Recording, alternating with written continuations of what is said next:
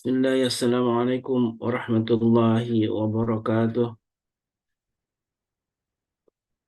Alhamdulillahilladzi arsala rasulahu bil huda wa dinil haqq liyudhhirahu 'ala dini kullih wa kafa billahi shahida. Asyhadu an la ilaha illallah wa asyhadu anna Muhammadan abduhu wa rasuluh. Allahumma salli wa sallim wa karim wa barik ala nabiyyina wa syafi'ina wa maulana Muhammad wa ala alihi wa sahbihi wa man ittaba'ahum bi ihsanin ila yaumiddin. Amma ba'd. Sahabat MKI yang dimuliakan Allah, Alhamdulillah syukurillah kita kembali berjumpa dalam suasana yang insya Allah penuh dengan keberkahan, karena ini adalah majelis ilmu yang ketika kita istiqamah menjalaninya, mudah-mudahan Allah ridho dengan semua amal kita, dan amal utama yang sedang kita lakukan adalah thalabul ilm, sebagaimana memang yang diperintahkan oleh Nabi kita Sallallahu Alaihi Wasallam, bahwa mencari ilmu, terutama ilmu syariat, tentunya adalah menjadi sebuah kewajiban bagi tiap individu. Sahabatku yang dimuliakan Allah, masih di suasana awal Muharram di tanggal 2 menurut perhitungan yang memang disepakati di negeri ini di tahun Hijriah tahun 1445 ya. Mudah-mudahan Allah Subhanahu wa taala menjadikan kita di tahun baru ini di tahun Hijriah menjadi momentum kita untuk melakukan perubahan yang lebih baik lagi. Dan ini sebuah doa yang selalu kita panjatkan tentunya di tiap akhir salat atau kita menjelang tidur, menjadi sebuah ikhtiar ya. Selain doa, juga ikhtiar untuk kita melakukan kebajikan-kebajikan dan amal-amal saleh yang itulah itu mudah-mudahan mengantarkan kita kepada uh, ridho Allah Subhanahu wa taala. Sahabatku yang dimuliakan Allah, di pagi ini sebagaimana biasanya kita selalu dibersamai oleh guru kita Ustaz Dodi Al-Jambari, dan tema kajian rutin kita di tiap Kamis pagi ini adalah The Hisnul Muslim Series ya. Hisnul Muslim The Series ini memang kita akan memotret lebih dalam tentang bagaimana kehidupan pribadi agung, manusia paling agung, menjadi teladan kita, yaitu Nabi kita alaihi salatu wassalam, Muhammad sallallahu wassalam, yang eh, kita akan mempelajari dari berbagai macam sisi, dan salah satu sisi yang akan kita ungkap di pagi ini adalah eh, ke masjid bersama Rasulullah SAW. Eh, Masjid menjadi sebuah tema penting dalam kajian pagi ini, dan tentu kita memahami bahwa masjid menjadi sebuah pusat, seharusnya menjadi pusat kehidupan bagi kita semua, karena orang yang mu'allaq pun hatinya terikat dengan masjid, termasuk yang dijanjikan oleh dalam sebuah sabda Nabi kita Muhammad SAW, adalah orang-orang yang akan dinaungi Allah di hari yaumil akhir, yang tidak ada naungan kecuali naungan dari Allah Subhanahu wa taala. Dan sebuah jaminan ketika orang-orang yang hatinya mu'allaqun, terikat atau terkait dengan masjid, karena disitulah tidak hanya sesungguhnya tidak hanya aktivitas ibadah dalam berupa sholat, tapi juga banyak kegiatan-kegiatan uh, lainnya yang seharusnya juga kita tumbuhkan bola dari masjid. Baik jamaah yang dimuliakan Allah, guru kita sudah hadir, dan alhamdulillah wa syukurillah kita doakan juga guru-guru kita, eh, mudah-mudahan Allah selalu jaga beliau, Saudara Al-Jambari, dan juga Allah berkahi beliau dalam bersama keluarganya, dan sehingga kita semua bisa membersamai dalam kajian ilmu secara rutin ini, tentu karena pertolongan Allah Subhanahu wa taala. Assalamualaikum Ustaz. Waalaikumsalam warahmatullahi wabarakatuh. Alhamdulillah, kaifa halukum Ustaz? Alhamdulillah bikhair wal afiyat bi barakatikum. Alhamdulillah. Ini kita akan mengkaji tentang tema penting ya, Ustaz, tentang masjid ya. Karena masjid ini memang eh, apa pertama kali yang dibangun Rasulullah ketika hijrah, dan ini tema yang bertepatan dengan tahun hijriah ini. Tema hijrah Baik. memaknainya salah satunya kita memaknai masjid. Masjid sebagaimana yang juga dilakukan ya, yang dijalani oleh salafus soleh dan generasi terbaik, berbeda dengan mungkin kita saat ini yang masjid hanya kebanyakan ya hanya dipakai hanya untuk sholat 5 waktu selesai gitu ya. Ya sekali-kali ada kajian itu di masjid, tapi sesungguhnya masjid mempunyai makna yang dalam ya, dan kita akan memotret bagaimana Rasulullah SAW berinteraksi dengan masjid juga para sahabatnya, dan insya Allah kita akan lebih mengenal sosok beliau. Salah satunya itu menjadi satu sisi penting yaitu bagaimana Rasulullah bersama masjid yang mulia yaitu Masjid Nabawi. Faliyatul masykur Ustaz. Baik, syukur jazakumullah khair. Bismillah, salatu wassalamu ala rasulillah. Assalamualaikum warahmatullahi wabarakatuh. Waalaikumsalam warahmatullahi wabarakatuh. Innal hamdalillah nahmaduhu wa nasta'inuhu wa nastaghfiruh wa na'udzu billahi min syururi anfusina wa min sayyiati a'malina. May yahdihillahu fala mudilla lahu wa may yudlil falan tajida lahu waliyyan mursyida. Asyhadu an la ilaha illallah wahdahu la syarika lah wa asyhadu anna Muhammadan abduhu wa rasuluhu la nabiyya wa rasul ba'da. Allahumma salli wa sallim wa barik ala nabiyyina Muhammadin wa ala alihi wa sahbihi wa mawala wa la hawla wa la quwata illa billah.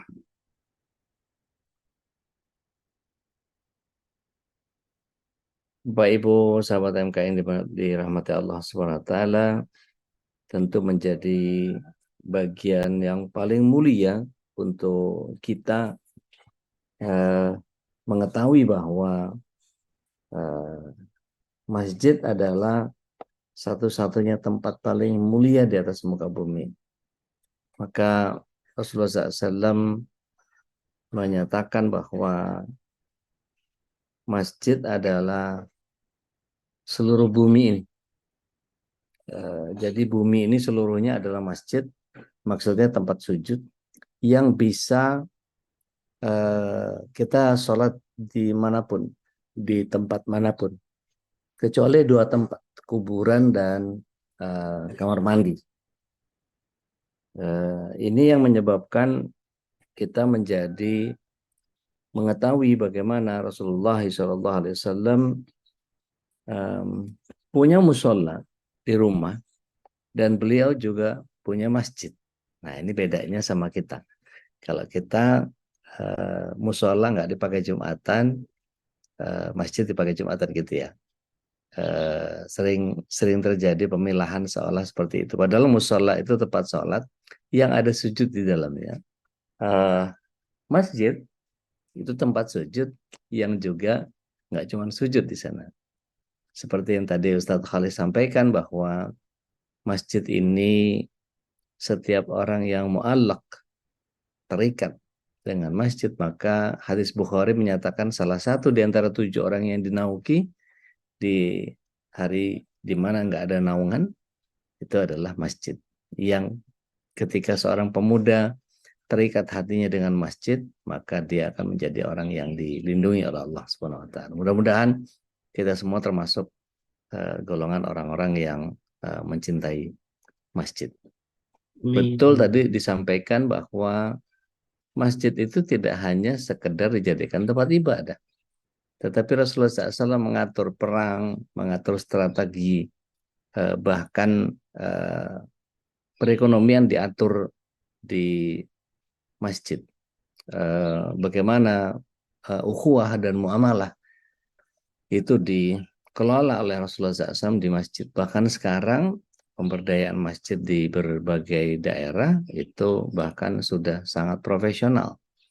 Ada kepala rumah tangganya, bahkan sampai kemudian bagian logistik, publikasi, dokumentasi, dan jadi tidak hanya sekedar peribadatan dakwah gitu ya, tapi sampai kepada pemberdayaan masyarakat sekitar seperti kalau kita lihat Jogokarian gitu ya, Jogja itu jadi tolok ukur banyak pihak.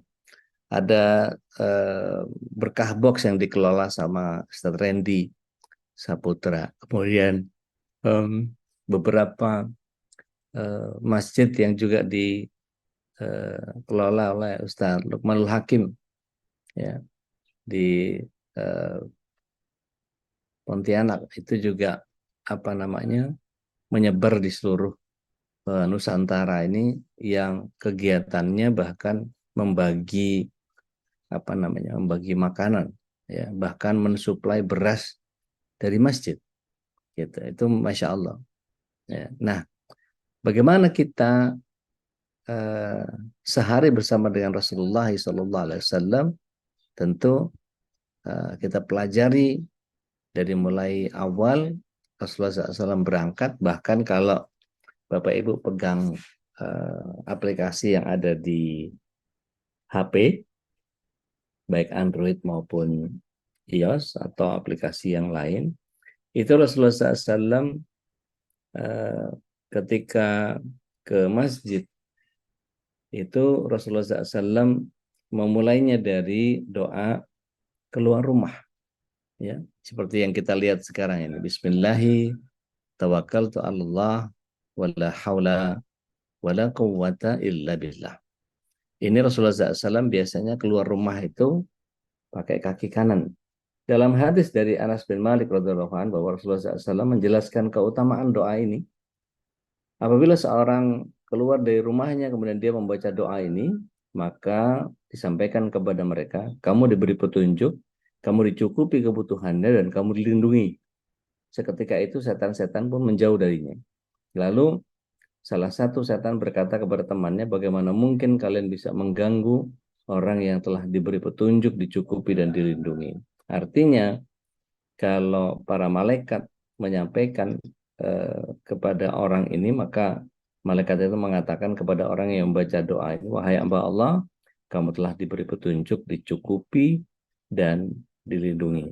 Itu ketika eh, keluar dari rumah. Nah, ada beberapa doa yang Rasulullah SAW juga mencontohkan bagian doa yang berbunyi Allahumma inni a'udzubika an adilla au udalla au azilla au uzalla au azlima au uzlama au ajhala au yujhala alayya. Ya. Jadi meminta kepada Allah Subhanahu wa taala, ya, perlindungan jangan sampai sesat atau disesatkan setan atau orang yang berwatak jahat, gitu. Kemudian berbuat kesalahan atau disalahi, menganiaya atau dianiaya, berbuat bodoh atau dibodohi, gitu ya.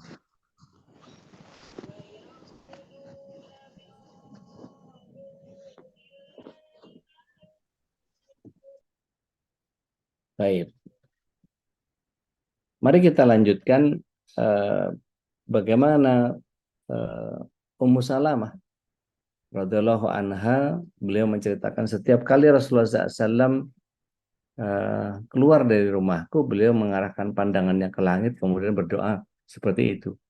Jadi doa ini menunjukkan bahwa bagaimana ketergantungan Rasulullah SAW kepada Allah, dan sekalipun beliau seorang nabi, beliau tetap memohon perlindungan kepada Allah Subhanahu wa taala. Dan doa ini dibaca persis ketika di luar rumah sambil menengadahkan pandangan ke langit sebagaimana dituturkan oleh Ummu Salamah radhiyallahu anha.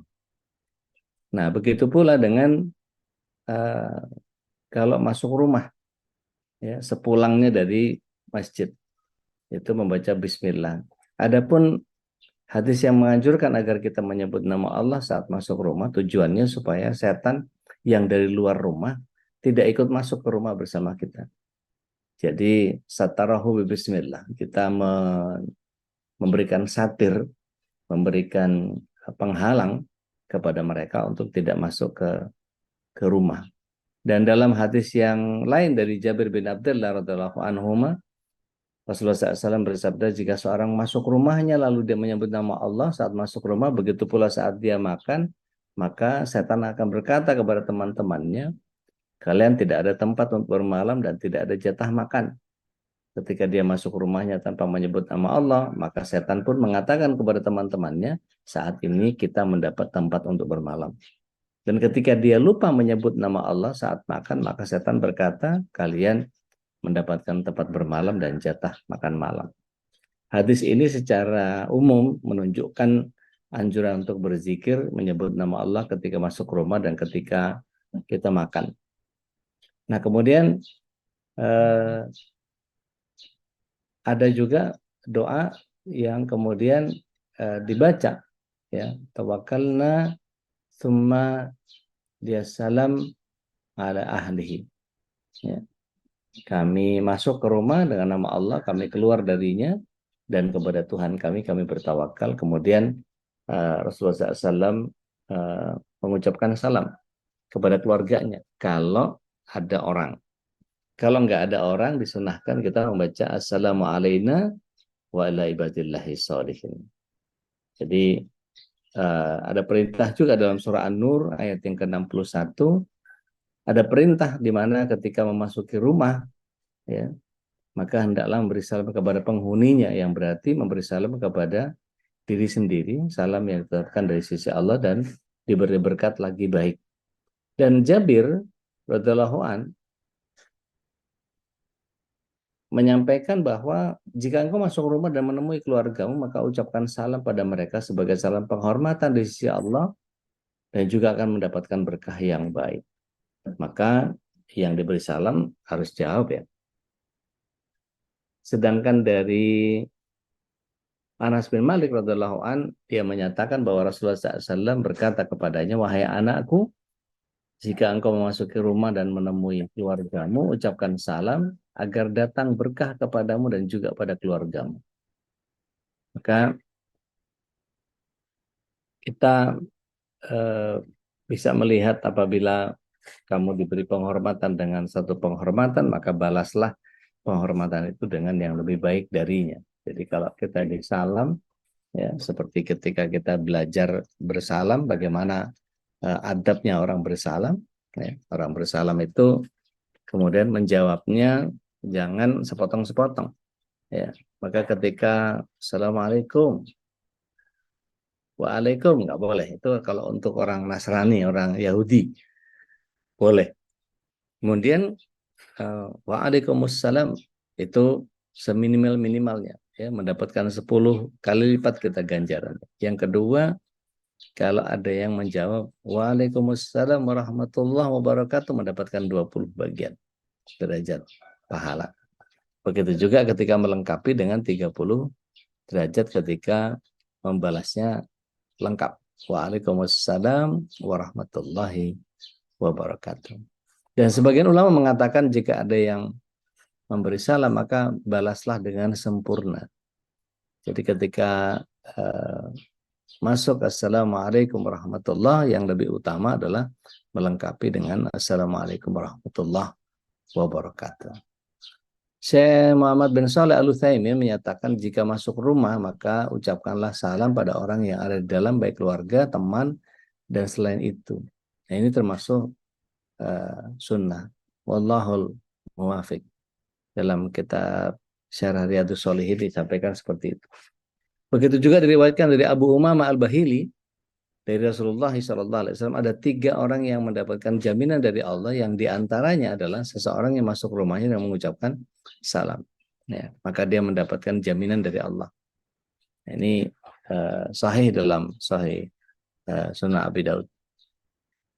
Kemudian ketika kita masuk rumah orang ketika tidak ada orang, ya, ketika nggak ada orang tadi assalamualaikum wa ala ibadillahi sholihin, ya, semoga keselamatan atas kami dan hamba-hamba Allah yang saleh. Maka mengucapkan salam kepada rumah yang tidak berpenghuni atau tidak ada seorang pun di rumah, ini tidak wajib tapi disunnahkan. Dan Ibnu Umar radhiyallahu anhu menyatakan bahwa ketika seseorang masuk rumah yang tidak didiami, maka ucapkan tadi salam, ya. Kan ada jin juga di situ yang kemudian akan menjawab salam kita. Dan mereka akan kabur kalau mau macam-macam sama kita. Begitu juga ketika memasuki masjid, maka ucapkanlah assalamu alayna wa ala ibadillahi sholihin. Sedangkan Ibnu Umar menganggap salam yang terakhirnya diucapkan ketika masuk rumah kosong. Dan Imam An-Nawawi di dalam kitab Al-Adhkarnya menyatakan bahwa disunahkan bagi seseorang memasuki rumah sendiri atau mengucapkan salam meskipun tidak ada penghuninya. Maksudnya ya doa yang tadi. Ya, begitu pula masuk masjid, rumah orang lain yang kosong disunahkan membaca Assalamualaikum warahmatullahi wabarakatuh atau Assalamualaikum ahlal bait warahmatullahi wabarakatuh. Jadi uh, maksud kalimat Assalamualaikum ini menunjukkan bahwa seharusnya doa memang dimulai dari diri sendiri baru orang lain. Sedangkan wa ala ibadillahi sholihin ini maksudnya adalah orang-orang yang soleh yang kemudian menjalani kewajiban dan hak Allah juga haknya hamba. Nah, ketika mengusir setan atau jin dari rumah, itu cara yang paling efektif adalah membaca surah Al-Baqarah, satu surat penuh. Ya. Ini berdasarkan hadis dari Abu Hurairah radhiyallahu anhu bahwa Rasulullah SAW bersabda, jangan kalian jadikan rumah kalian seperti kuburan. Artinya kalau di kuburan jangan ibadah gitu ya, baca Quran segala macam. Sesungguhnya setan lari dari rumah yang dibacakan surah Al-Baqarah di dalamnya. Kemudian Ibnu Mas'ud menyatakan radhiyallahu anhu, sesungguhnya setan apabila mendengar surah Al-Baqarah dibacakan dalam rumah, maka ia akan keluar dari rumah itu. Gitu. Maka ada keterangan bahwa setan meninggalkan rumah itu selama 3 hari kalau dibacakan Al-Baqarah. Ya, ini berdasarkan hadis dari Sahal bin Sa'id ya, radhiyallahu anhu bahwa Rasulullah SAW menyatakan siapa yang membaca surah Al-Baqarah di malam hari maka setan tidak akan memasuki rumahnya selama 3 hari.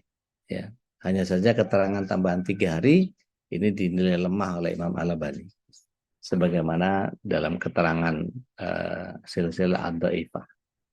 Jadi ketika setan yang lari dari rumah yang dibacakan Al-Baqarah adalah setan yang mengganggu secara zahir, sebagaimana keterangan yang dinukil oleh Ibnu Hibban dari Imam Abu Hatim, Rasulullah SAW bersabda, setan tidak akan memasuki rumahnya, maksudnya setan yang membangkang, yang mengganggu, bukan setan yang lain. Ya.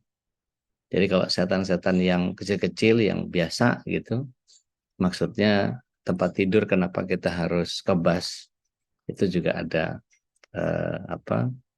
setannya. Begitu juga masuk kamar mandi, itu ada jinnya juga. Jadi memang kita hidup bersama dengan mereka, cuma kita mohon perlindungan Allah untuk berhadapan dengan mereka.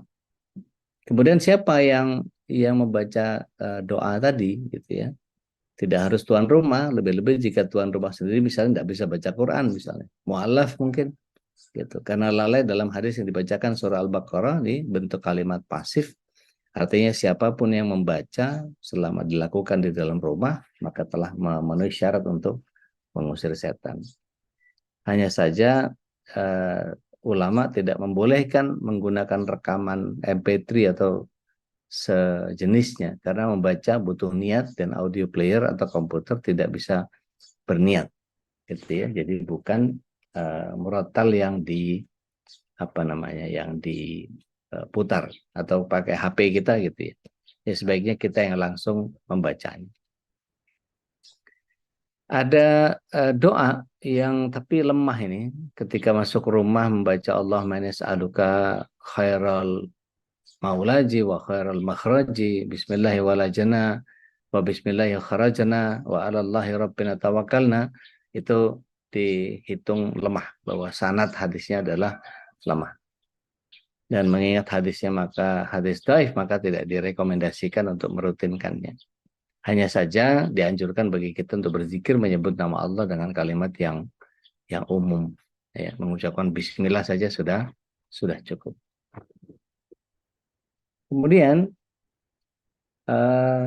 ketika kita masuk masjid, pergi keluar, ya, maka ketika doa pergi ke masjid, kita diminta untuk memohon cahaya dari Allah SWT. Allahumma ja'al fi qalbi nura. Wahai Allah, jadikan di hatiku cahaya. Wa fil lisani nura. Dan di lisanku cahaya. Wa fi sam'i nura. wa fi basari nura. Di pendengaranku cahaya, di penglihatanku cahaya. Ya. Wa min fauqi nura. Kemudian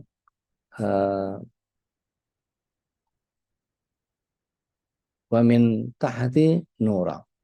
Ya.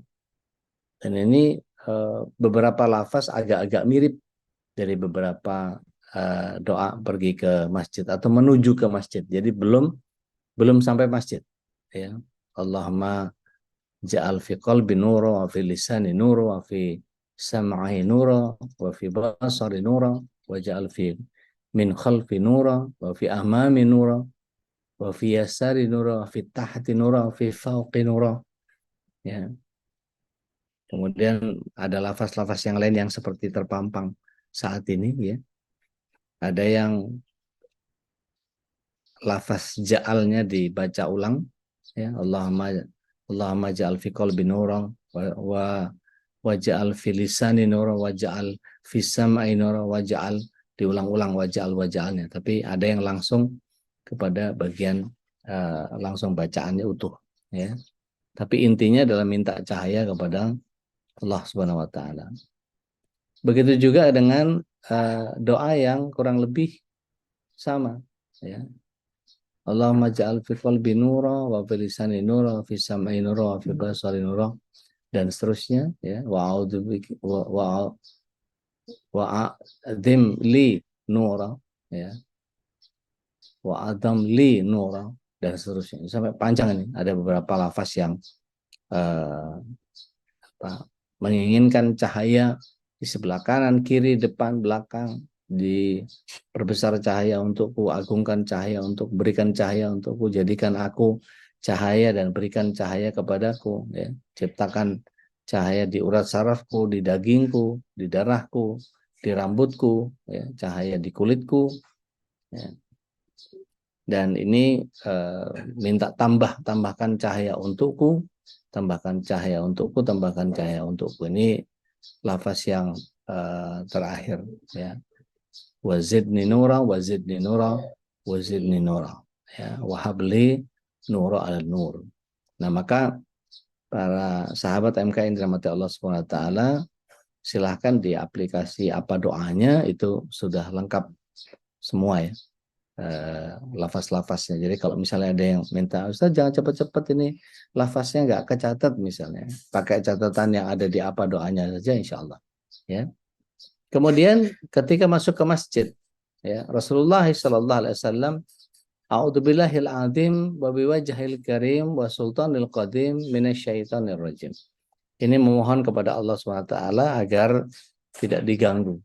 Maka ketika Rasulullah SAW dari Abdullah bin Amr bin As radhiyallahu an menyatakan bahwa ketika masuk masjid beliau membaca doa tadi, ya. Kemudian beliau bersabda, jika orang membaca ini maka setan akan berteriak, orang ini dilindungi dariku sepanjang hari, katanya. Masya Allah, ya. Kalau kita perhatikan bagaimana Rasulullah SAW membaca, dan ketika masuk ke pintu, ya,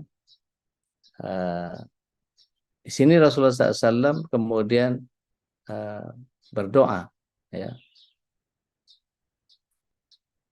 Wassalamu ala Rasulillah, ya. Bismillah wassalatu wassalamu ala Rasulillah. Allahumma ftahli abwaaba rahmatik. Jadi itu yang lengkap, ya. Jadi kalau dibaca begitu masuk, ya, beliau membaca Bismillahi wassalatu wassalamu ala Rasulillah.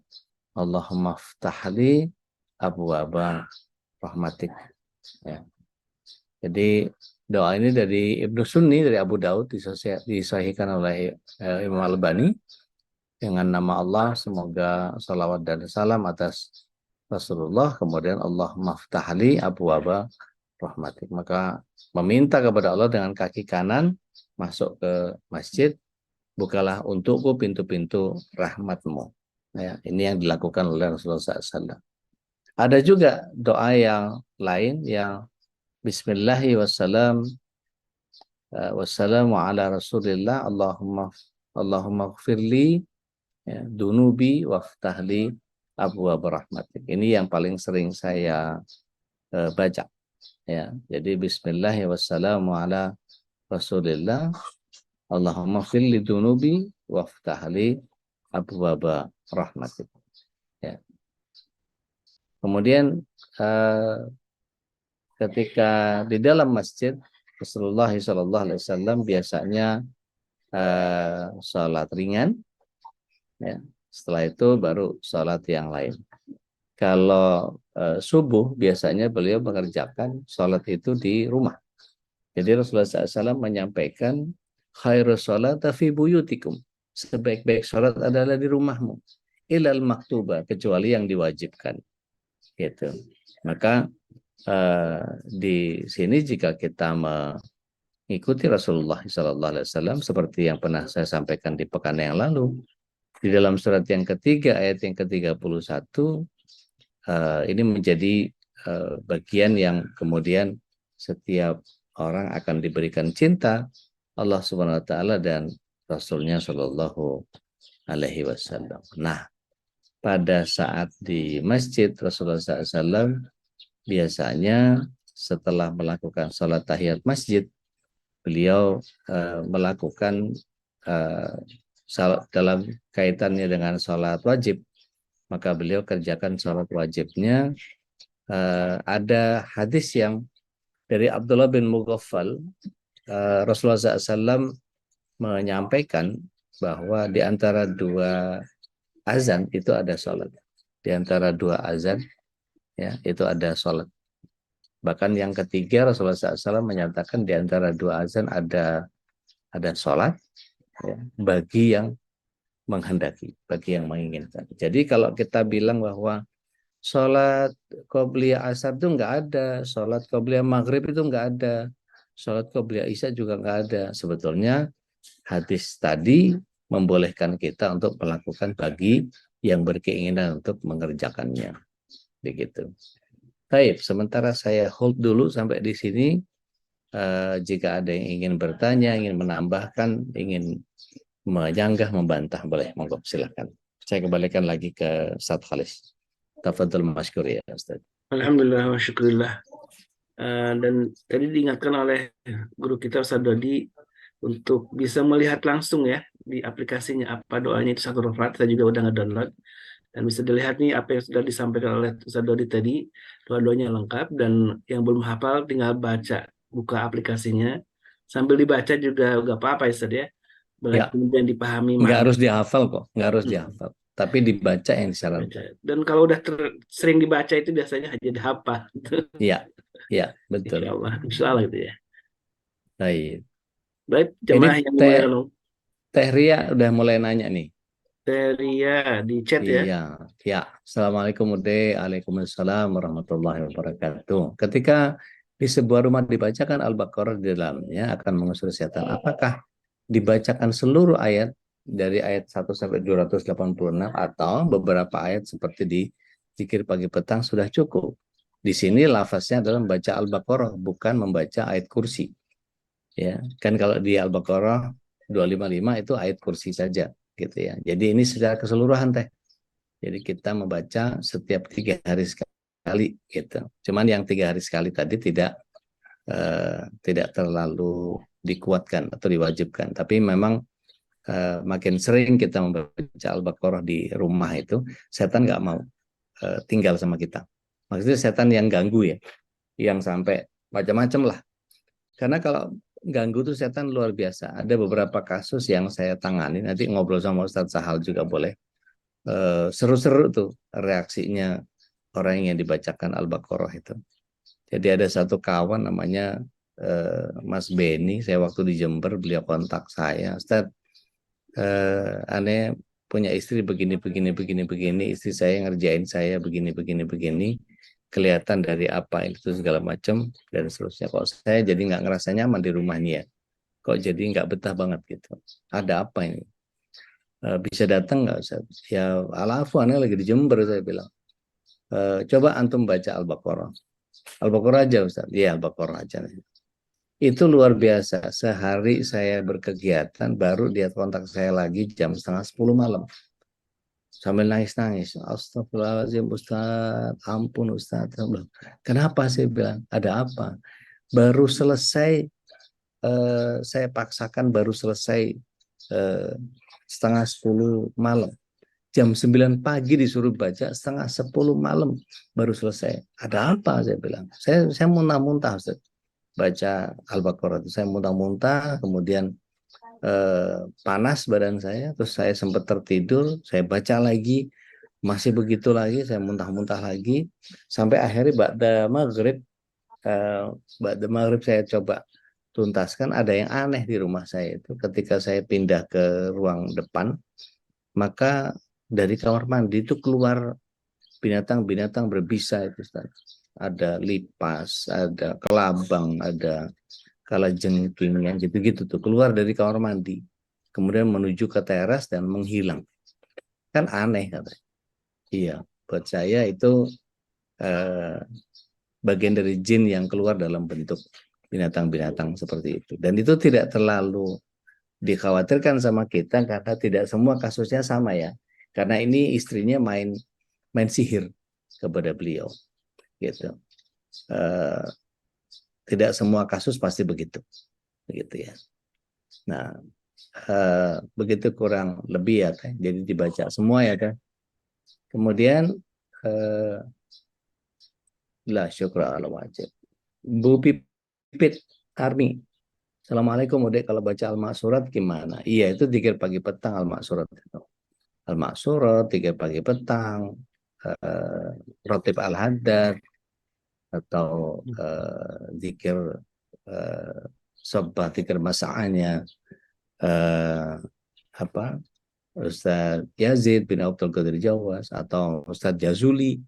Boleh juga kumpulan zikir pagi petang yang mana saja. Tapi yang dimaksud di sini adalah berkait dengan apa yang dimaksud dengan menghindarkan diri dari setan yang ada di rumah tadi. Itu sampai Al-Baqarah sampai tuntas gitu ya. Jadi tidak cukup cuman sekedar apa, Al-Ma'surat saja. Kalau Al-Ma'surat itu Imam Hasan Al-Banna yang menyusunnya. Begitu ya, Bu Pipit. Ibu Arini Jannata. Assalamualaikum warahmatullahi wabarakatuh. Menyambung pertanyaan Teh Ria, apakah dibaca Al-Baqarah fullnya sekali duduk atau misal sehari bisa dibagi dalam berapa waktu? Boleh dibagi, nggak apa-apa, Bu. Apakah ini juga berkaitan dengan yang dimaksud bahwa disunahkan kiat mengakrabkan dengan surah Al-Baqarah dan Ali Imran yang kelak dijanjikan menjadi payung berlindung di mahsyar. Nah, ada sahih jiddan. Ya, disunahkan kita untuk melakukan itu. Insya Allah, Masya Allah. Dapat ilmu tambahan dari Ibu Arini. Syukuran. Jazakumullah khair. Gitu Ustaz Faris. Baik. Jadi soal ini saat ngeplay murotal gitu ya di dalam rumah gitu ya. Karena memang tidak diniatkan si pembacanya dengan untuk mengusir atau apapun lah ya. Ya. Tapi kita yang mengeplay gitu ya, yang memainkan, buka gitu ya MP3 itu untuk ya berharapnya rumah penuh dengan suara-suara gitu ya dari Al-Quranul Karim gitu ya. Walaupun kita tidak membacanya tapi mendengarkannya. Apakah itu juga bagian yang ketika kita niatkan ini diniatkan supaya tadi mengusir gitu ya. Menurut Jadi beberapa ulama, apakah iya, menurut boleh? beberapa ulama nggak bisa. Jadi kalau kita muter murotal di HP atau di apa gitu ya. Tapi kalau saya saran, boleh di setel nggak apa-apa, tapi diikuti. Kita ikut membaca juga dan kita berniat untuk membaca itu. Meskipun kita nggak hafal Al-Baqarah gitu ya, hafalnya cuma 10 awal ayat atau beberapa ayat yang kita hafal gitu, nggak apa-apa. Gitu. Sambil kita buka apa namanya, sambil kita buka Al-Quran gitu, nggak apa-apa. Sambil setel murotal kita sambil benerin bacaan kita atau sambil murojaah nggak apa-apa. Tapi kalau di stylenya tawe hungkul gitunya, MP3-nya atau HP-nya gitu, cuman ngeplay gitu atau nyetel apa, nyetel TV yang ada Al-Baqarahnya gitu misalnya. Iya, Gambar sebaiknya Mekah tidak Madinah, Mekah berarti. boleh. Iya, TV-TV kita banyak juga kok. Ada Ahsan TV ada. Tapi kan nggak selalu kita bisa ikuti pas Al-Baqarahnya. Tapi kalau misalnya kita setel dari device yang ada di kita, baik handphone, MP3 maupun yang lain gitu ya, device-device yang lain, itu tidak diniatkan untuk mengusir eh, setan yang jahat tadi. Tapi kalau diniatkan untuk itu, maka yang terjadi signifikansinya luar biasa, insya Allah. Tapi kalau kita menyimaknya saja, kemudian termasuk dalam kategori tadi ya, la'allakum Insya turhamun itu Allah. saja. Ya, Itu tetap insya bahwa Allah. ada pahala kita walaupun memang tidak niatkan untuk mengusir, tapi ingin mendapatkan ketenangan dengan selalu Ya, mendengarkan kalam ilahi gitu ya. insya Allah. Kita Insya Allah. itu mendapatkan pahala saja. Insya Allah. Insya Allah. Insya Allah. Baik jamaah yang dimuliakan Allah, masih ada waktu nih panjang soal bagaimana Rasulullah pergi ke masjid. Tadi doa-doanya sudah disampaikan dan tentunya ada banyak sisi ya Ustaz ya. Ketika Ya. Rasulullah pergi ke masjid dan Assalamualaikum. saya baca soal adab ini Ustaz. Adab ke Ya, masjid itu kan tadi selain baca doa, kemudian bersalawat kepada Rasulullah SAW, dari mulai kaki itu juga harus diperhatikan Ustaz ya. ya. Itu beberapa eh, kajian medis antara kenapa Rasulullah SAW menggunakan kaki kiri untuk masuk ke kamar mandi, kaki kanan untuk masuk masjid, itu bagian yang kemudian ternyata berkait juga dengan kesehatan. Kalau kaki kiri itu adalah paru paru kanan. Jadi kalau di telapak kaki kiri itu susunan simpul sarafnya, saya nggak tahu nih, Dokter Vicky yang bisa legitimasi ini.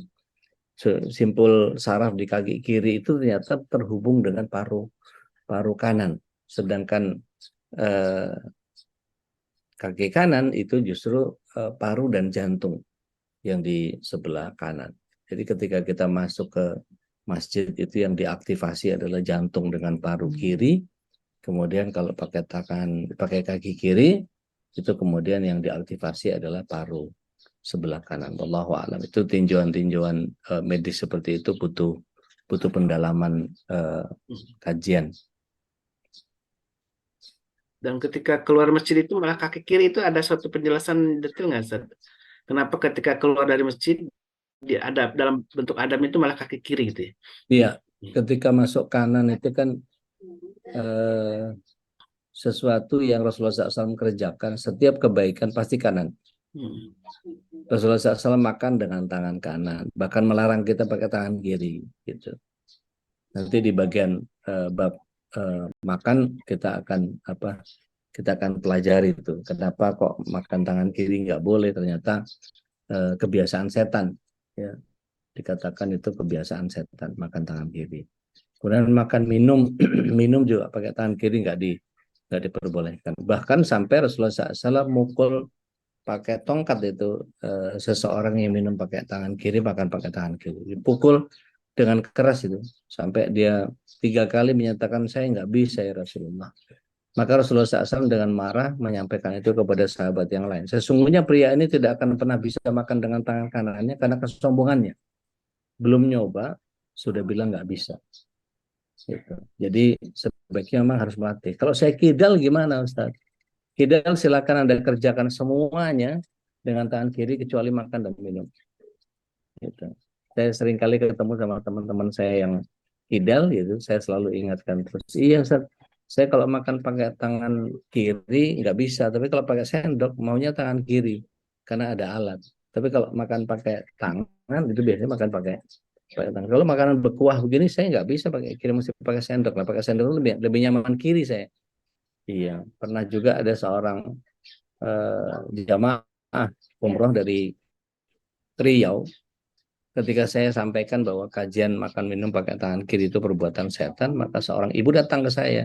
Ustaz, anak saya dong dikasih tahu biar dia bisa makan pakai tangan kanan. Kan nggak enak Ustaz ngumpul sama kebiasaan setan. Saya perhatiin dia itu senang motret. Maka kemana-mana bawa kamera. Waktu ke Hudaybiyah, saya tempel beliau. Pegang eh, kameranya udah lama. Baru Ustaz, baru 2 tahun. Sebelumnya apa? Pakai Pentax dia bilang. Terus yang itu kamera pertama enggak, dulu awal-awal pakai Canon katanya. eh, ada nggak sih kamera buat orang kidal? Dia mikir, Nggak ada sih Ustaz. Kalau antum kidal sejati, mestinya megang megang eh, shutternya itu kiri. Jadi megang kameranya kanan gitu. Karena antum kidal, maka mestinya shuttingnya pakai kiri gitu. Ribet-ribet gitu kan. Karena kidalnya tadi. Ketawa dia. Bisa aja Ustaz. Tapi logik juga sih. Kalau saya bisa membiasakan diri dengan kamera yang shutternya kanan, megang lensanya kiri gitu ya, nyetel buat nyetel lensa gitu ya, itu kiri, kemudian shuttingnya kanan gitu ya. Maka mestinya saya juga bisa latihan untuk makan. Ustaz, syukuran jazakumullah. Logikanya baru saya dapat gitu ya. Jadi karena dia pakai pakai kamera itu. Dan kalau biasanya dia, ya saya bilang kalau kidal yang sejati dia pasti pakai kanan, shuttingnya pakai kiri gitu kan. Karena feelingnya ada di kiri. Dan ini ribet megang kamera begini nih, gitu. Tapi nggak ada emang kamera yang dipakai buat buat apa? Buat yang shutternya di kiri. Gitu. Kayak mouse itu kan bisa kanan kiri ya, bisa disetting gitu. Ada orang yang lebih senang pakai nulis juga tangan kiri banyak. Nggak apa-apa, silakan aja kerjakan. Tapi untuk tangan eh, Makan. kanan, iya, untuk makan, minum itu pakai tangan kanan. Insya Allah. Dan ketika keluar masjid pakai kaki kiri itu memang kita hanya samina waltonnya aja sudah sebagai Betul. sebab. Betul, betul. Dan banyak sekali alasan yang kemudian kita tidak bisa mempertanyakan kenapa. Karena begini, asbabun nuzul dan asbab wurudnya hadis itu hanya sekitar 30%. 70%-nya nggak ada catatan. Jadi kalau kita maksa, ini kenapa gitu ya, ditanya kenapanya gitu. Itu kita akan menemukan 70% data kosong tentang mengapa ayat turun atau mengapa Rasulullah SAW memunculkan hadis itu. Jadi kalau kita kekeh mau cari itunya nggak akan ketemu tuh. Gitu. Baik, izin saya terusin sedikit bagian yang belum tuntas sedikit tadi, yaitu doa keluar dari masjid. Ya. Ini doa yang paling sering saya gunakan. Ya. Bismillahirrahmanirrahim. Ala Rasulillah. Allahumma inni as'aluka min fadlik. Ya. Maka Allahumma simni minasyaitonir rajim. Ini juga bagian yang kemudian Rasulullah SAW bacakan ketika keluar dari masjid. Ya. Menuntaskan bagian tadi. Nah, apa yang dikerjakan oleh Rasulullah SAW di masjid? Maka ketika mengetahui bahwa ada begitu banyak doa-doa yang Rasulullah SAW mengerjakannya, gitu ya. Nah, nanti berkait dengan azan kita akan teruskan di kesempatan yang akan datang. Insya Allah. Mudah-mudahan masih ada umur untuk bisa membahas bagian ini. Jadi terakhir dari bagian bahasan kita, insya Allah yang saya sebut sebagai doa keluar dari masjid yang tadi. Wallahu a'lam. Silakan jamaah yang ingin bertanya. Dan posisi ketika membaca doa itu bolehkah ketika sudah masuk masjid saat gitu? Maksudnya kelupaan tiba-tiba Oh ya, sudah dalam masjid aja gitu ya. ya, Kemudian membaca doa Allah maghfirli dzunubi tadi ya, waftah li ya, abwaaba rahmatik gitu ya. ya. Jadi kalau saya biasanya udah kelihatan masjidnya baru saya baca. Hmm. Saya sering kali kalau bawa jamaah lagi plesir atau kemana gitu menuju ke masjid itu biasanya saya saya bimbing untuk sama-sama. Mari Bapak Ibu kita baca menuju masjid. Allahumma Allahumma waftah li abwaaba rahmatik. Atau yang tadi Bismillahi wassalatu wassalamu ala Rasulillah. Allahumma firli dunubi waftah li. Kaki kanan ya itu mesti diingatkan yang sering-sering begitu. Wallahu a'lam. Bisa. Bu Pipit, Afan udah ini apa sugesti aja ya kalau lihat orang lain makan minum pakai tangan kiri otomatis uh, apakah otomatis tangan kiri agak geli nyeri gitu ya? Atau setan yang gelitikin saya? Waduh, nggak tahu saya. Bu Sri Haryanti, Assalamualaikum Pak Ustadz. Waalaikumsalam warahmatullahi wabarakatuh. Apakah doa-doa tersebut boleh dibaca dalam hati atau harus diucapkan? Jadi begini, Bismillahirrahmanirrahim. Zikir itu intinya adalah ingat kepada Allah Subhanahu wa Ta'ala. Maka zikir ada yang disebut dengan zikir yang mahdoh, ada zikir yang ghairu mahdoh. Ada zikir yang tertentu, ada zikir yang tidak tertentu. Seperti misalnya kita membaca doa masuk masjid, doa masuk kamar mandi kemarin ya, pekan lalu kita belajar tentang itu. Allahumma inni a'udzubika minal khubuthi wal khaba'is. Apakah harus dilafazkan kencang-kencang? Apakah di depan pintu kamar mandi kita mesti ngangkat tangan dan berdoa? Ya, tidak ada ketentuan tentang itu. Gitu. Maka kita boleh saja mengucapkan dalam hati sambil berjalan, tapi memastikan jalan kaki kita itu ya kaki kiri yang masuk ke kamar mandi, gitu ya. Sambil dalam hati Allahumma inni a'udzubika minal khubuthi wal khaba'is, boleh. Kalau untuk ke masjid juga boleh, Bismillahirrahmanirrahim, atau sambil kita mendengarkan sendiri doa yang kita baca. Jadi hanya kita sendiri yang mendengarkan. Insya Allah juga nggak apa-apa. Begitu Bu Sri. Baik, ada yang ingin ditanyakan lagi? Saya malah tertarik ini saat ini, kalau kaum ibu kan disunahkan memang tempat utamanya sholat di rumahnya ya. Kemudian Ya. tetap jadi kelewatan nih untuk membaca doa ini karena tidak pergi ke masjid. Nah, kalau ada orang yang berprinsip, saya mah pengen ke masjid aja gitu berjamaah, kemudian karena tadi soal ada keutamaan baca doa tadi, kemudian itu kan sebuah doa ya. Ketika di jalan kemudian ada doa juga, kemudian ketika masuk masjid itu ada doa juga. Nah, mungkin ada di antara jamaah yang membiasakan ke masjid itu karena terinspirasi dengan ini, jadinya saya ke masjid aja deh. Gitu. Bagaimana Ya. Ustaz? Dari Fadilah ya. Baik, Bismillah, wassalatu wassalamu ala Rasulillah. Rasulullah SAW menyatakan jika seseorang pria yang ke masjid itu diganjar 27 kali lipat atau 27 derajat itu sholat duhur, asar, dan maghrib. Tapi untuk isyaknya 59, untuk subuhnya 119. Kemudian para wanita, kata Rasulullah SAW kepada Ibunda Aisyah, sebaik-baik sholatmu adalah di mihrabmu. Dan sholatmu di rumahmu lebih baik kalau sholat di mihrabmu. Dan dibandingkan dengan sholat di masjid perempuan, maka masih lebih baik sholat di rumah. Dan bahkan sholat di masjid perempuan masih jauh lebih baik ketimbang sholat di masjid hadza. Sholat di masjid ini, Masjid Nabawi.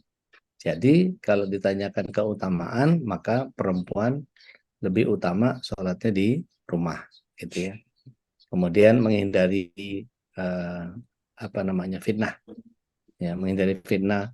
Entah kalau ke masjid itu mukenanya ditarik, jadi betisnya kemana-mana, gitu ya. Nggak kepengen ngengsreh,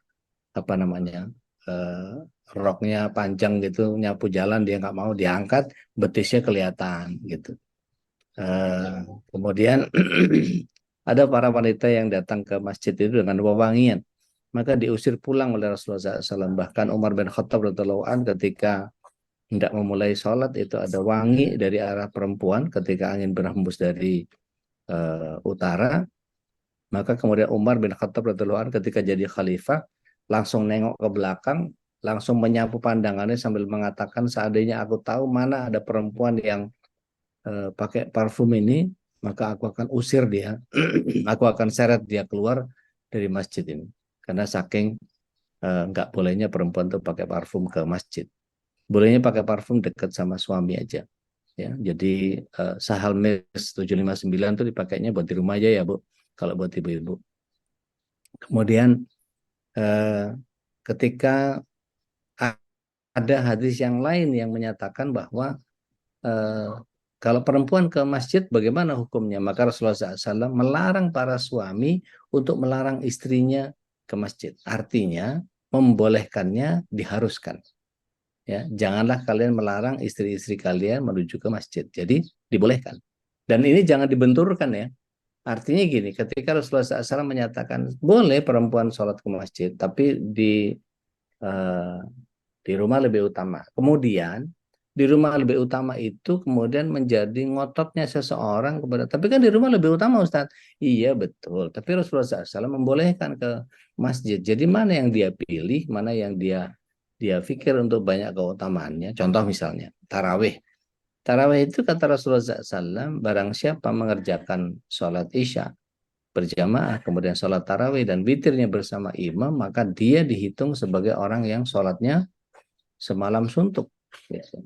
Semalam penuh, gitu. Bahkan sampai sampai subuh hitungannya, gitu. Maka yang begitu dibolehkan, gitu, nggak ada masalah. Wallahu a'lam bishawab. Bu Pipit silahkan Bu. Silakan Bu Bibit. Assalamualaikum Ustadz. Maaf Waalaikumsalam. Waalaikumsalam pakai warahmatullahi voice wabarakatuh. jadi biar langsung kayak talaki gitu. Karena Masya Allah. tadi Ustadz bilang kan nggak boleh dibenturin tadi ya hadisnya Iya, ya. iya.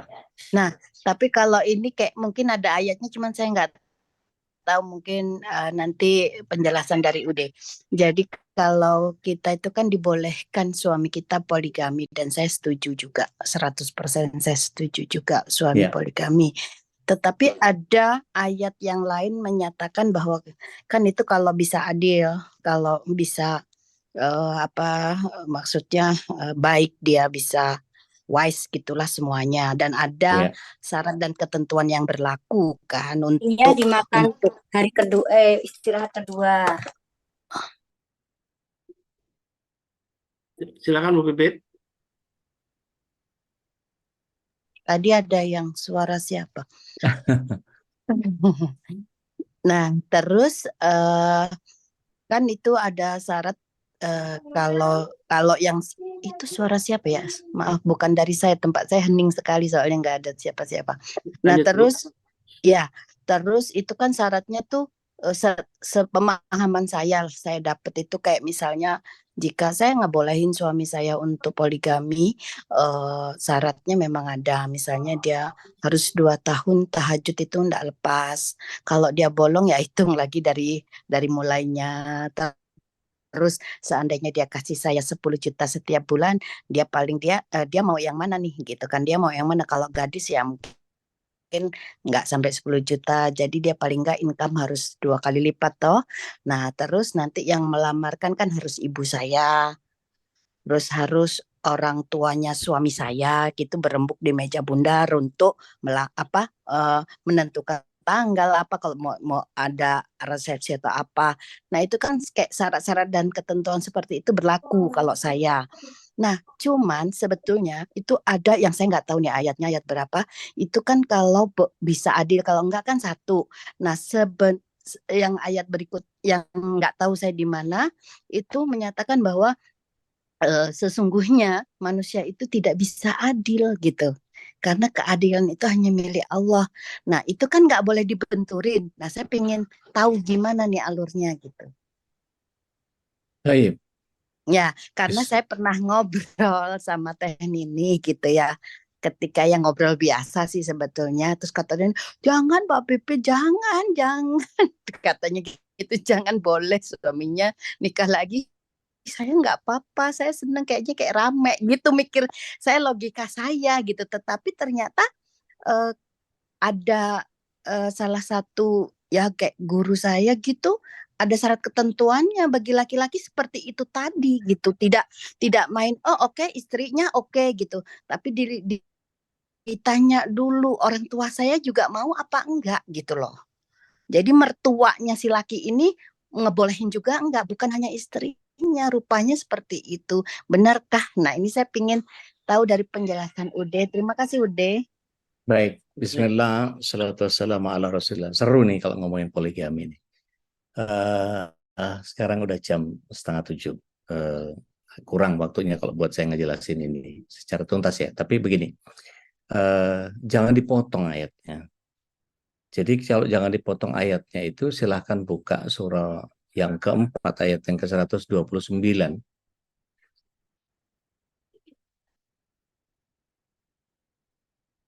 Kalau berkenan Bu Pipit yang baca, seru nih.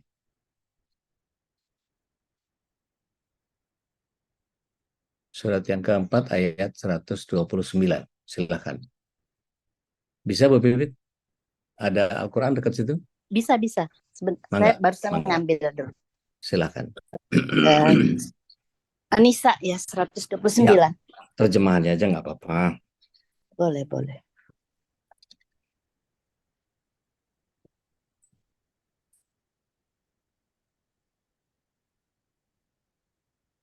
$129. Iya, mangga. Terus saya nggak pakai kacamata. Sebentar.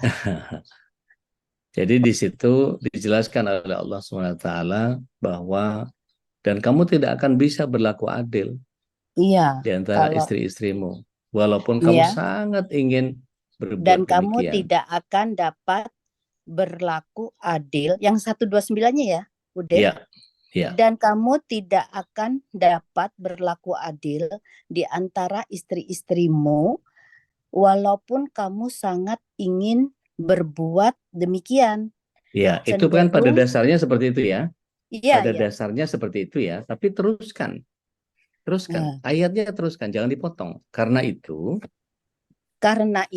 janganlah kamu terlalu cenderung kepada yang kamu cintai, sehingga kamu jadi nggak boleh menelantarkan istri yang lain. Jadi harus adil. ya, nah, Gitu. iya, iya, Jadi betul, betul. sebetulnya kalau adil itu bukan rata, tapi Iya, adil itu betul. adalah proporsional, gitu Betul. ya. Jadi Iya. mohon maaf kalau cuman menikahi anak kuliahan ditaruh di apartemen hanya untuk sekedar melampiaskan nafsu, itu bukan poligami menurut saya. Itu melegalkan pelacuran namanya. Kalau itu Tapi dia kalau berbuat maksiat. betul. Nah, yang begitu itu makanya nanti akan dijelaskan poligami itu ada yang sunnah, ada yang wajib, ada yang Iya. mubah, bahkan ada yang makruh, ada yang haram bahkan. Mm-mm. Gitu. Jadi nggak bisa Mungkin sekelebat begini saja. Nanti kita bahas di waktu ya, yang lain agak panjang karena baik sebetulnya Ude. manfaatnya Dan poligami itu Masya Allah luar biasa, luar biasa. apakah saya salah Ude ketika saya meyakinin bahwa Rasulullah SAW itu tidak poligami? Saya Salah, meyakini itu salah, salah ya. salah. Karena Secara begini, sejarah karena beliau punya 13 betul, istri, 9 tapi satu itu kurun. semua Allah yang suruh. Maksudnya ada petunjuknya gitu. Kalau Lihat dari surat yang niatnya dia, keempat ini ayat yang ketiga, Bu. Coba buka. yang ketiga, oke. Saya seru nih kalau sama Ude nih. Jadi Saya gini nggak Ude, seru, Bu. Waktunya mepet. Nggak seru. karena saya itu sedikit sekali ilmunya, nol besar. Masya Allah. Apalagi saya, Bu. Yang banyak Ustaz Selok sama Ustaz Khalis yang banyak Masya ilmu. Allah. Berapa tadi? Ayat ketiga, Bu.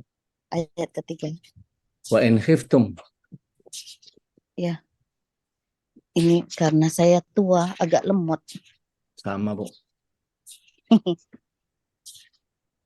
Nah, ini dia. Dan jika kamu khawatir tidak akan mampu berlaku adil terhadap hak-hak perempuan yatim, bila mana kamu menikahinya, maka nikahilah perempuan lain yang kamu senangi. Sukai ya. Di sini saya senangi. Senangi boleh. Doa 2, 3 atau 4. Nah, perintahnya berapa? 2, 3 atau 4? 3 atau 4. Nah. Jadi ini kan fiilnya fiil amr nih kalau mau dibaca dari harfiahnya. Fiilnya fiil amr nih. Perintah kalimatnya. Jadi 2 dulu, 3, 4. Kalau nggak adil baru 1 gitu. Baru 1. Iya. Tapi kan biasanya kalau yang terakhir itu penekanan. Iya, itu tadi yang saya bilang. Saya nggak bisa menjabarkannya dalam waktu singkat. Ini panjang nih ceritanya nih. gitu. Kapan nih Jadi bisa ketemu Ude? Insya Allah Bu, nanti ada kajian khusus tentang poligami Ustaz ya. Insya Baik, terima Allah kita kasih. akan Syukron coba waktunya. ya. Iya. Karena begini, bahasan yang lebar tidak bisa dipersempit dengan menjawab sekenanya. Karena kalau kita bicara maslahat dan mafsadatnya, itu banyakkan maslahatnya. Para wanita itu bisa bergantian, gitu ya, bisa merawat suaminya menjadi banyak pihak, dan itu merasa terbantu sekali dan punya banyak me time, gitu, dan keluarga yang penuh dengan kerinduan yang jarang ketemu, kemudian menjadi penuh cinta. Istri punya banyak waktu untuk ngafal Quran, ngafal hadis, kemudian punya waktu untuk bisa berendam pakai garamnya Zamira, gitu ya, punya waktu banyak untuk banyak hal tuh. Jadi saya pernah punya salah satu guru itu, Dan istrinya bisa semua berbagi kasih pagi, sayang ya Ude betul, sesama wanita pagi karena itu jumlahnya semakin banyak. betul, dari sisi itu ya.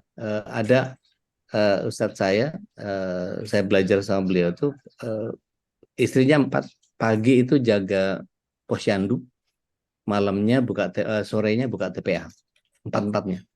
Itu kan manfaat sekali tuh kalau bisa begitu, luar biasa. Tapi saya cukupkan sampai di sini dulu karena Banyak yang hancur. butuh waktu yang agak panjang untuk menjelaskan itu. Mohon maaf. Luar biasa Ustaz. Nanti kalau ada, insya Allah mudahkan ya kita untuk membuat sebuah sesi khusus Iya, Rob. tentang Iya, Rob. poligami, dan nanti tiba-tiba para ibu ini meminta suaminya untuk poligami nih Ustaz. Baik. Alhamdulillah. Alafu, anak minta izin untuk meninggalkan Zoom lebih dulu karena ada kegiatan yang harus saya persiapkan juga. Baik Ustaz. Jadi alafu, saya mohon Barakallahu izin fikum. undur diri. Barakallahu fikum. Jazakallah khairan. Alafu. Assalamualaikum. Waalaikumsalam warahmatullahi wabarakatuh. Alhamdulillah wa syukurillah, kita sudah menuntaskan satu tema khusus tentang Hisnul Muslim, the series ya, tentang bersama Rasulullah ke masjid. Dan tadi ada beberapa yang memang menjadi sunnahnya yang harus kita pelajari dan kita amalkan. Tentunya bukan hanya diketahui, tapi doa-doa ini mudah-mudahan kita bisa mengamalkannya ya, walaupun tidak hafal, tinggal baca tadi di aplikasi apa doanya, kita tinggal baca, dan alhamdulillah wa syukurillah kita dimudahkan sekarang ini dan berbagai macam teknologi yang membuat kita bisa menjalankan sunnah Nabi kita Muhammad SAW dengan lebih baik lagi. Dan alhamdulillah wa syukurillah,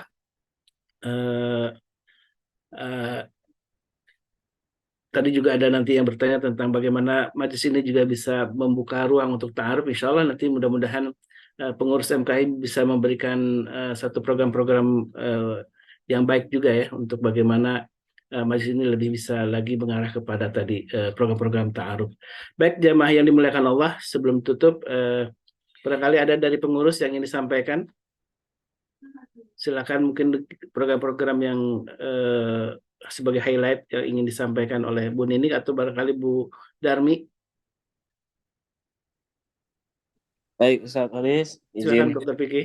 Assalamualaikum warahmatullahi wabarakatuh. Waalaikumsalam warahmatullahi wabarakatuh. Jamaah Majelis Keluarga Indonesia, pengumuman adalah insya Allah kita coba memberikan setiap hari update pengumuman melalui divisi-divisi yang sudah terbentuk di Majelis Keluarga Indonesia, nanti agar jamaah terbiasa gitu bahwa dari yayasan kita Majelis Keluarga Indonesia sudah ada divisi-divisinya. Mungkin yang pertama pengumuman dari divisi sosial ya, dari Bu Darmi. Monggo Bu Darmi, ada update apa terkait divisi sosial? Terima kasih Dr. Vicky. Assalamualaikum warahmatullahi wabarakatuh. Jamaah Assalamualaikum warahmatullahi wabarakatuh. Jamaah MKI sekalian, iya program barunya karena ada divisi-divisi. Saya kebetulan diamanahin divisi sosial. Nanti setelah sesi sunatan massal di sini di Pilamati Mas Repong, nanti kita selanjutnya Bandung. Kita di Bandung Jadi nanti MKI Jawa Barat nanti yang dari sekarang mulai start bagaimana nanti bikin programnya, panitianya dan seterusnya. Dan banyak di Jawa Barat banyak yang saya tahu yang aktif-aktif ada Cece Popi di sana di Bogor ada Bu Yuri, ada Bu Evi, ada Mbak Sansan, pokoknya banyak banyak itu yang baru saya kenal kemarin ya ketika yang di Rubet pasti banyak yang lain-lainnya. Insya Allah Bismillah program kita ini akan lancar asal kita ada niat, ada semangat dan memang ini niat baik insya Allah yang namanya niat baik pasti insya Allah akan berjalan baik. Demikian Dokter Vicky sementara itu saja dahulu. Assalamualaikum warahmatullahi wabarakatuh.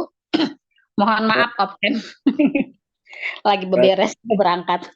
Mungkin kita lanjut dari pengumuman sedikit dari divisi unit usaha dari Bunda Nini ya, Bunda Nini.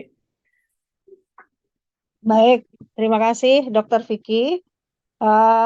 Alhamdulillah untuk divisi unit usaha kita pelan tapi pasti insya Allah akan tambah produk-produk dari MKI dari kita untuk kita. Yang jelas yang sudah jalan adalah program umroh bersama keluarga Majelis Indonesia ya. Itu setiap minggu ada keberangkatan. Jadi Bapak Ibu nggak usah khawatir. Oh saya tanggal ini nggak bisa, tanggal ini nggak bisa. Nanti silahkan pilih flyer setiap hari Minggu ya. Kita akan update mana yang masih available, mana yang enggak. Dan harganya pun cukup terjangkau gitu ya. Dari mulai 27 juta sampai dengan 50 gitu. Jadi disesuaikan. Bahkan bisa juga privat. Jadi misalnya mau privat aja. Kemudian yang kedua itu yang sudah berjalan parfum ya, Sahalmis itu parfum yang kita buat di rumah ya. Kata Ude di rumah dekat suami pakai itu deh. Saya yakin tuh ibu-ibu semuanya nanti suaminya pulang kerja gitu ya, pulang kerja terus pakai parfum itu udah deh nggak ada marah-marah lagi ya. Kemudian untuk parfum Karfum. Jadi Karfum itu juga kita produksi dalam kemasan kecil. Itu bentuknya lucu, imut. Nah, ini kalau satuan itu di 30.000, tapi kalau beli 10 250.000. Nah, keluarga MKI silahkan borong segera semua produk-produk ini. Bahkan untuk yang selanjutnya adalah dari UD itu ada garam, garam Samira. Nah, saya kemarin minta dikirimin UD ini mungkin lagi dalam perjalanan juga untuk saya coba dulu. Jadi ketika saya udah coba, saya bisa cerita nih sama Bapak Ibu semua gitu. Tapi yang jelas saya dari apa namanya testimoni-testimoni dan memang garam ini bagus banget gitu loh. Jadi saya nggak perlu jauh-jauh ke Jordan.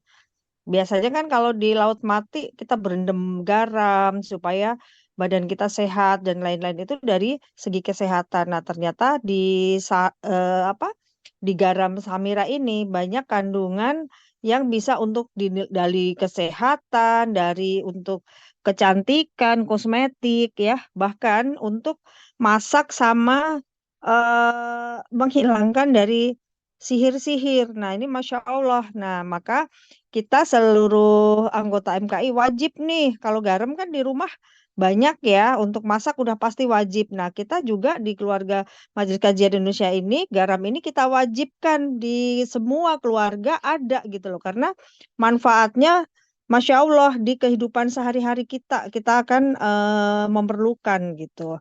Dan juga kemarin ada satu produk lagi, tapi saya belum apa namanya, belum berani untuk launching gitu. Tapi saya udah beli dan mencoba gitu, dan itu bagus banget. Itu waktu kita mengingatkan waktu kita sholat 4 jam dari mulai subuh sampai ketemu subuh lagi. Bahkan ada suruk. Jadi nanti di semua waktu itu disetting azan. Di rumah kita ada azan. Jadi kalau misalnya anak-anak asik main game atau apa, begitu jamnya azan ya dia harus sholat gitu. Bahkan itu dilengkapi dengan gambar-gambar sesuai keinginan kita. Misalnya, oh saya mau gambar Mekah, Madinah. Oh, atau mau gambar Ka'bah aja. Nah, itu bisa customize dan bisa dinamain gitu. Misalnya keluarga Ustadz Vicky gitu. Bisa juga dipakai di rumah, bisa di ruangan kantor dan lain-lain. Ukurannya 70 kali 44. Ya lumayan inilah lumayan gede gitu. Dan itu selalu mengingatkan waktu sholat. Jadi kita misalnya paling bagus tuh ditaruh di rumah, misalnya di ruangan meeting sehingga kita nggak lupa gitu. Kadang-kadang kan bablas tuh kalau kita meeting dan lain-lain. Nah ini nanti yang mau order kita ini nanti kita akan infokan bahwa ada harga khusus untuk ini gitu. Nah itu aja sih dan yang perihal ini lapak ya dalam artian kita di semua kegiatan kita nanti akan ada buka untuk penjualan ya dari teman-teman barang-barang boleh, tapi kita supaya tertib administrasi kita data. Nah, saya woro-woro dari sekarang di acara Maulid Nabi ya, sunatan massal juga yang akan dilaksanakan di 2 September di BSD. Ini sampai sekarang belum ada loh yang daftar lapak. Apakah tempatnya jauh, apakah malu-malu atau gimana nih? Gitu loh. Kemarin ada yang sudah minta nomor handphone saya, tapi saya tunggu-tunggu belum ada. Nah, Oh, kalau nggak ada, saya mau jual betul. nih ke pihak luar. Udah nih, di Karena, Kapsul itu yes, ada Bunia loh. Bunia itu dia punya usaha sebetulnya dia. Tapi mungkin dia belum menghubungi Bu Ninik ya? Bunia iya kan? belum. Makanya Dia punya saya kasih waktu ya, saya kasih waktu. Nanti 2 minggu sebelum kegiatan, kalau dari keluarga MKI tidak daftar, saya akan tawarkan ke pihak luar. Kan utamanya keluarga kita dulu nih yang kita kasih gitu. Tapi saya udah woro-woro dari sebulan sebelumnya, 1 bulan sebelumnya belum ada. Nah nanti saya juga punya deadline 2 minggu sebelum acara. Ketika tidak ada yang daftar, Bu Darmi sebagai ketua panitia jadi tahu loh kok dikasih orang lain misalnya ya. oh Karena iya, apa? Nah, jadi kita udah warning dulu gitu. Ketika limit yang saya berikan sampai nanti 2 minggu sebelum acara tidak ada yang daftar. Yang jelas yang ngedaftar saat ini baru produk-produk kita, terutama di divisi ini usaha gitu ya. Jadi nanti kan baru ada yang parfum, umroh kayak gitu ya. Untuk segi makanan, fashion atau mungkin buku atau yang lain supaya tertib administrasi belum ada. Jangan sampai merasa ya udah deh saya nanti langsung go show ke sana. Nggak bisa gitu. Jadi memang harus didata dulu. Nah, untuk teman-teman MKI saya tunggu di handphone saya atau juga kalau misalnya ini ke sekretariat nanti pasti akan disampaikan. Jadi terdata gitu. Sehingga nanti ketika di hari H nggak ada yang klaim, oh ini saya udah daftar kok, oh ini saya udah transfer tapi saya nggak info. Nah, seperti itu. Jadi mohon kerjasamanya Bapak Ibu ini kesempatan baik banget untuk memperkenalkan produk-produk kita dan juga untuk silaturahim ya sebenarnya kita hanya diberi waktu sebelum tanggal 2 September. Jadi kalau daftarnya 2 minggu sebelumnya itu tanggal berapa tuh Bu Darmi? Agustus tanggal Agustus tanggal belasan ya. 14, tanggal 14 kita cut off Nah, aja. saya tanggal 14 Agustus suka nggak suka mau nggak mau saya cut off ketika dari keluarga besar kita tidak mendaftar. Padahal ini kesempatan baik banget. Begitu Dokter Vicky. Baik, Bu Nini, terima kasih pengumumannya dari divisi unit usaha. Nah, ini berhubung dengan waktunya sudah lewat ya, bahwa di divisi lainnya ada divisi pendidikan, yaitu Bu Siti Nurjanah. Nanti update-nya kita akan update besok, karena ini ada sebuah gebrakan lah untuk Majelis Keluarga Indonesia di bidang pendidikan. Kemudian ada bidang kesehatan dan tentunya ada MKI Media yang dipimpin oleh Ustadz Holis ya. Nanti mungkin update-update-nya akan bertahap di setiap kajian. Insya Allah divisi-divisi akan terus mengembangkan update-nya tentang Majelis Keluarga Indonesia. Mungkin kita kembalikan kepada Ustadz Holis. Terima kasih.